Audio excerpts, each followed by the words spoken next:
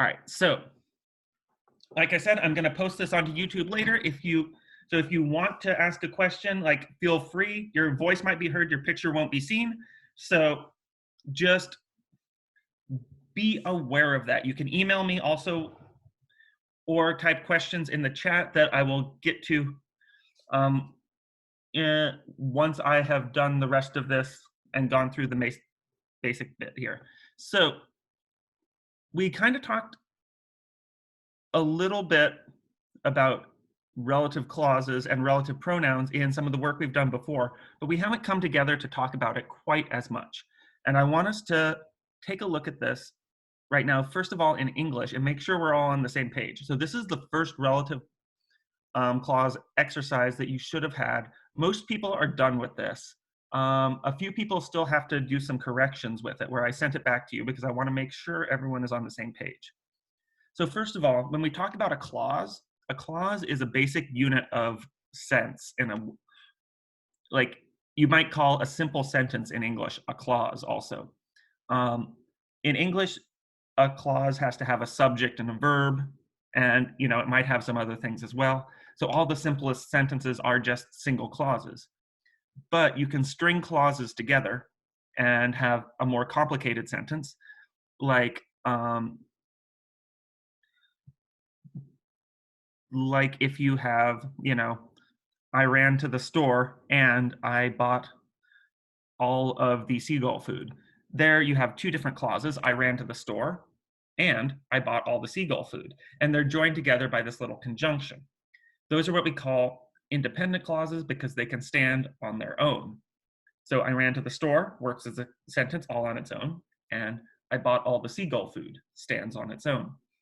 But some clauses can't stand on their own. So if I said something like, when you see it, you will be terrified.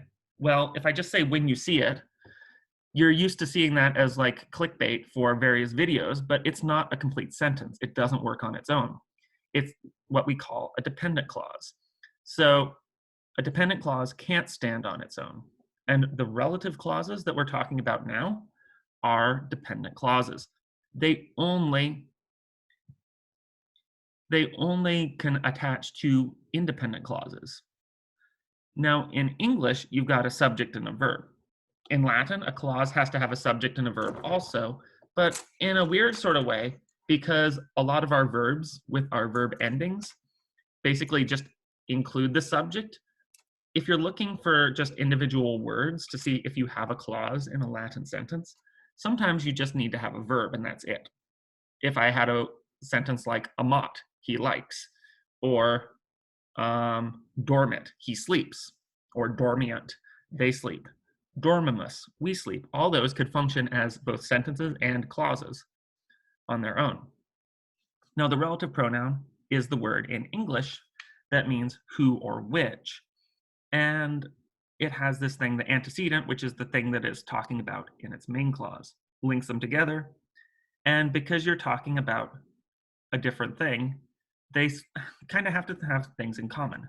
So just looking at this thing here, if I type up a random clause here, the squid who is chasing me is rather angry. Well, the main clause would be who is chasing. The dependent clause would be who is chasing me there. Your main clause is the squid is rather angry. So this relative clause interrupts your main clause, and we'll talk a little bit more about something that is in the main clause, because this thing, the who, is our relative pronoun in English, and the word who is telling you a little bit more about the squid. So if we think in terms of Latin now briefly, well, because it's one squid here, and the squid is still one squid who is chasing me in this clause too, well, it's going to have the same number. And because words in Latin have grammatical gender, well, that's not going to change from clause to clause, so the gender is always going to be the same. But the thing that isn't always the same is the case. Because case just tells you what something is doing in a sentence. So here, the squid is the subject. The squid is rather angry, so he's the subject in your main clause. And in this relative clause here, he's also the subject, because who is chasing me? That tells you that, well, he's the one doing the chasing. But I could make this slightly different. I could say, the squid who or whom you see is rather angry. Well, the squid is still the subject in this one, but here, you're the one doing the seeing in this little relative clause, so the case is kind of different. Here, the squid, who is represented by this word whom, well, the squid is the accusative now, he's the direct object. You are the subject in this clause, so they're doing different things, and that's why their case might not always be the same. So that's something to keep in mind for later as we start to work on a little bit more with relative pronouns in Latin, not just in English. But before we get there, I kind of want to look here at these sentences, because there were a few things that happened with them as I went through a lot of the work that people did. First of all, if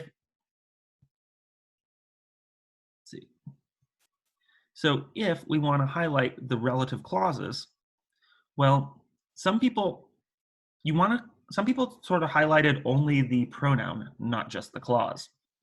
Now, you look for a which or a who, and that'll tell you where your clause starts. So in this one, the stone which you throw will fall back to earth. Well, this is probably where your clause is going to start, and we'd highlight this, not just with the which though, because I didn't ask just for the relative pronoun, but for the whole relative clause. So you often go until you find a verb, and this would be the relative clause here. But if you want to figure out what the antecedent is, the thing that your who or which is talking about, well, then you have to look outside of your relative clause to find that. You need to figure out what word outside of this little relative clause is the thing that the which or the who is talking about. So we look at this, right? Okay, the stone which you throw. Well, which is telling us about the stone. So that is what you would highlight there. And your main clause would be, the stone will fall back to earth. That can stand on its own as a thing. But if I just say which you throw, that doesn't work as a whole sentence. It's not enough. We look at the next one. Well, we've got the student who procrastinates takes a big risk. Hint, hint. Well, who procrastinates, that's going to be our relative clause. You start with where you see who, and then you go up until you get something that sounds like a unit that kind of works as a unit of sense, a thing you can say that has a meaning on its own. So who procrastinates? You got your subject, you got your verb. So that's your relative clause. But the who, well, you look outside into your main clause, that's going to be the student. So that would be your antecedent there. If we go to this next one, students who do retake questions will be rewarded. Well, here, who do retake questions, that looks like that's going to be our relative clause. And the who is telling us more about the students. In this case, the students are the subject, students will be rewarded, and who do the retake questions.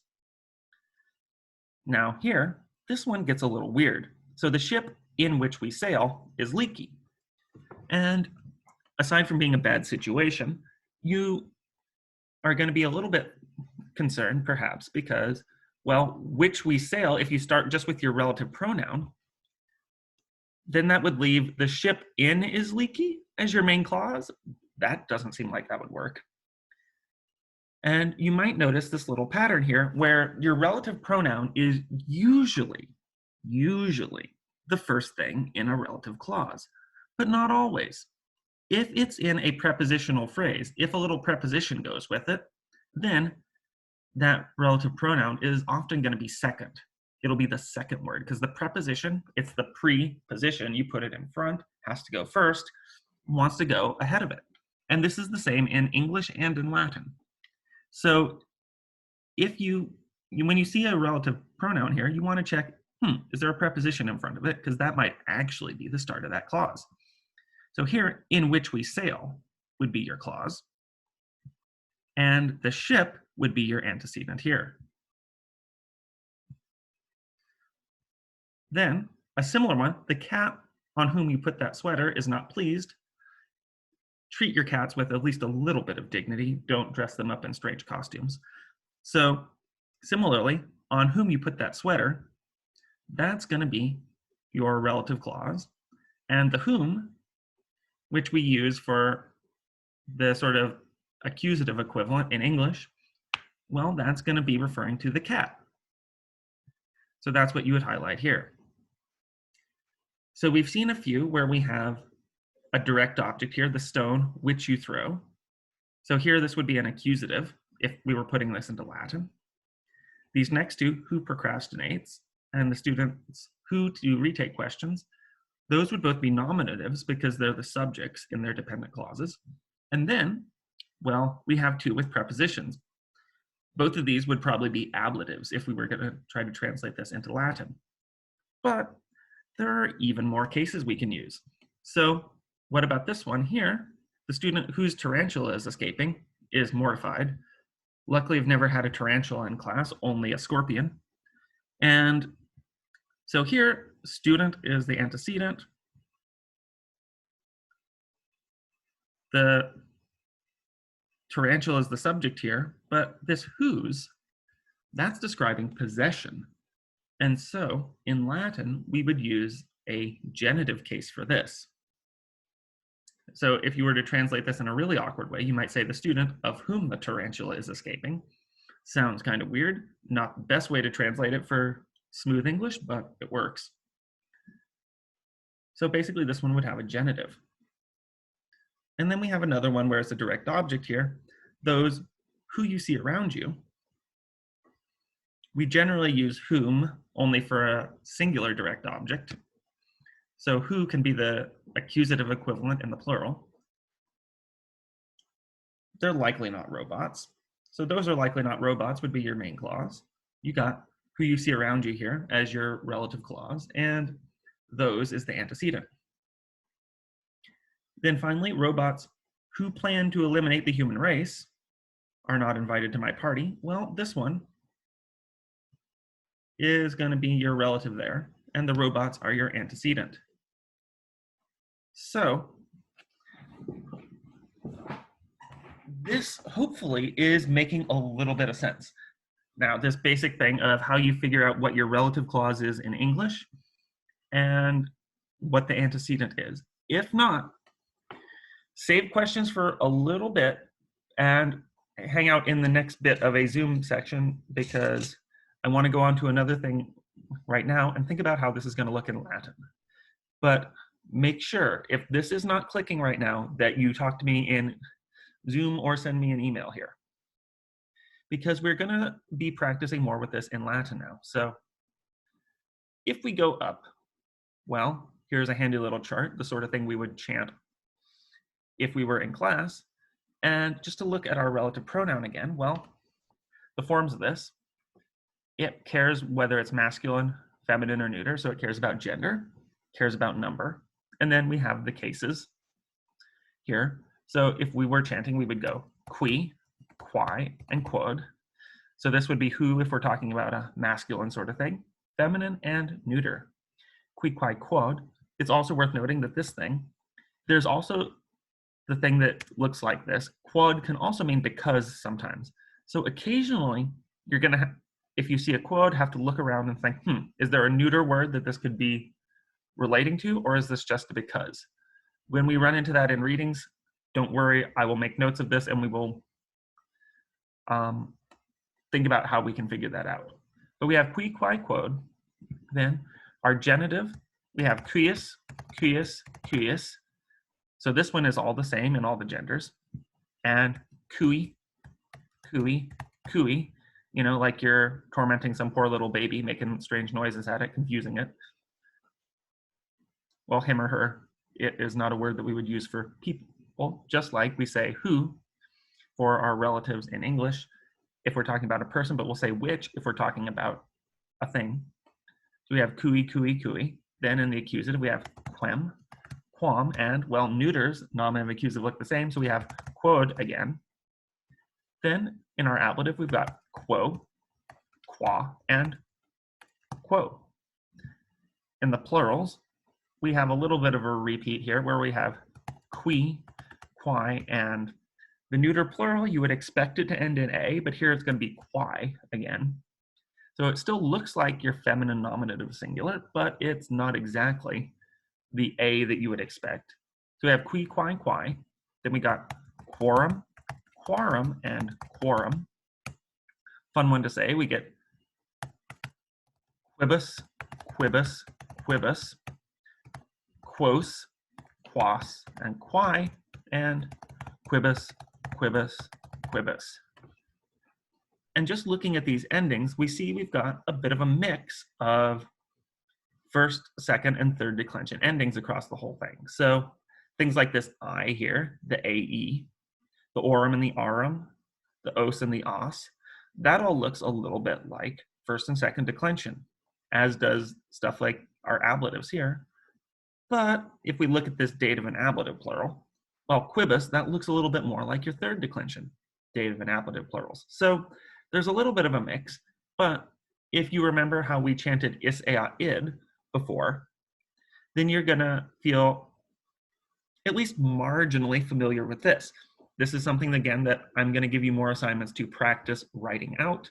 It's something that it takes some time to get down, and we can't sort of quiz and drill in quite the same way right now, but I highly encourage you to chant this.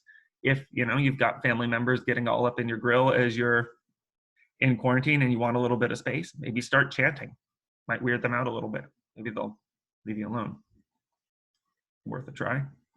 So we've got these forms, and I just want to make a few sentences in which we use them in Latin and look at what this is going to be like in the sentences that are coming up.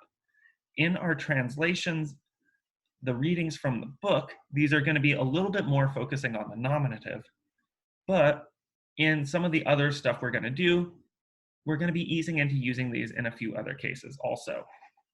So we have, if we wanted to say, like, tell a story about something like a squid, or actually let's start with something a little simpler. Let's take a pig, a porcus. So we have porcus, porky. He is masculine. And let's say we want to say the pig is angry. Well, we'll say porcus iratus est, the pig is angry. But now let's say the pig, who scares me is angry. The pig who is scaring me is angry. Well, then I could, say, like, well, if he scares me, he me terret, right? But we need our relative pronoun to connect back to the pig. Because our pig is just one pig, well, he's singular. So we're going to be in this top section of the chart. He's masculine, so we're going to be on this side. And, well, if he's doing the terrifying, then he's got to be nominative because he's the subject here. So if I say the pig who terrifies me is angry, the pig qui me terret iratus est. And so now we've made a relative clause here and attached this relative pronoun to its antecedent. So this would say, the pig who terrifies me is angry. But let's say the pig isn't doing some terrifying, but let's say we want to do something to the pig. Let's say it's the pig whom you like is angry. I want to say that. Well, then the pig, he's going to be the subject in our main clause still. So we'll have porcus iratus est. But in this relative clause, he isn't the subject anymore. He's the direct object because you are doing the liking. So you might say amas here for you like, but if we want to make him the direct object in this relative clause, Well, he's still singular and masculine. So we're still up in this little corner of the chart, but we have to go down to accusative to make him the direct object. So it becomes porcus quem amas iratus est. But let's say things have gone rather poorly for this pig.